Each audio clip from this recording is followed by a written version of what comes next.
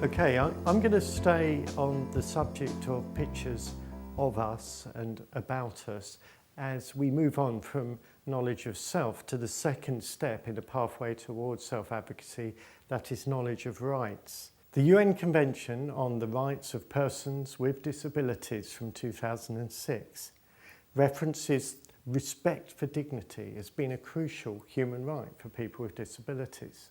Respect for dignity is going to be an issue as we take pictures of people, personal pictures often. Pictures that just come to mind, like, why don't we take a picture of John with this big fluffy monster? He likes those films. Here's a picture of John. Here's another picture of some people with learning disabilities, enjoying each other's company and having a right laugh in the park. Here's a picture of some people messing about, doing some physical exercise, having fun again. Here's some other people having fun in the garden.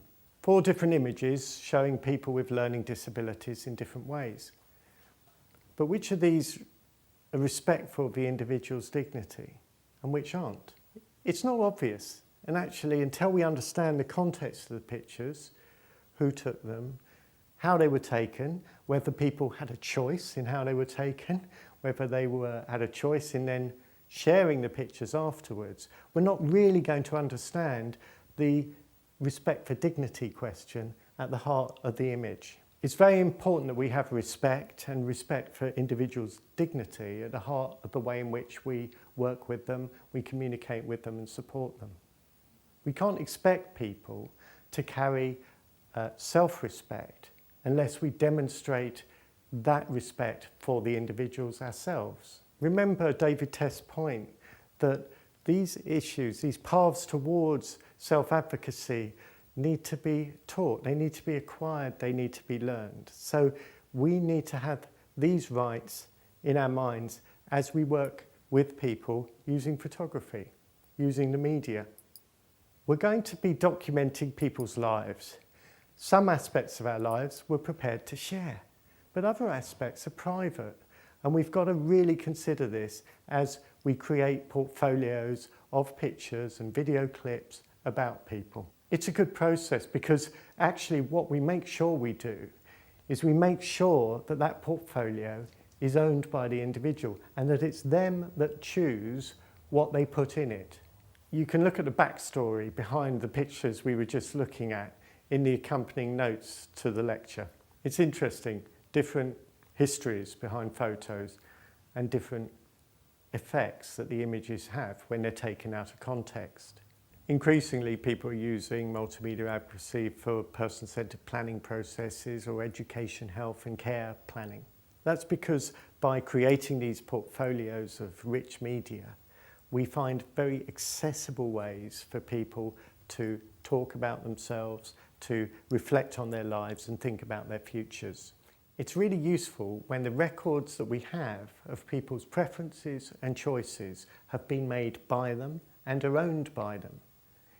Instead of having files in filing cabinets in offices that are then discussed by staff away from the presence of the individual, we have a portfolio of material that's been created by the individual, is owned by the individual, and that the individual is eager to share and to show you. That means we've got a genuine piece of self-advocacy.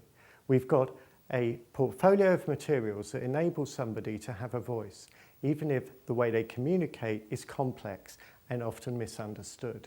So, instead of having inaccessible files of written material that the individual doesn't understand, we end up with a portfolio of rich media content that they really do understand, that they've made themselves and that they have a sense of ownership of. So around knowledge of rights, we've talked about rights to personal dignity, rights to autonomy through being able to make our own choices.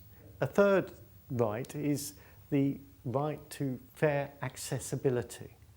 And actually that relates very strongly to the multimedia advocacy approach as well, because the key thing about multimedia advocacy is that by working with images, with moving images and video, with sound and with written words, with symbols, with pictures, with all these forms, we're making sure that the chosen form of communication that people use is being accommodated.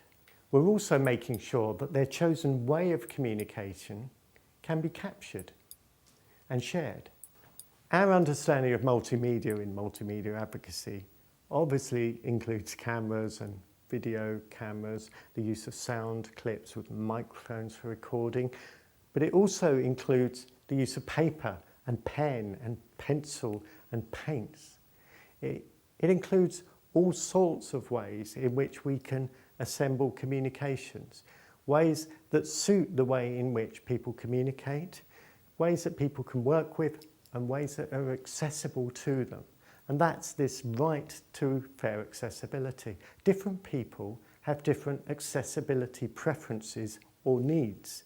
By working in multiple forms or multimedia forms, we're able to accommodate them all.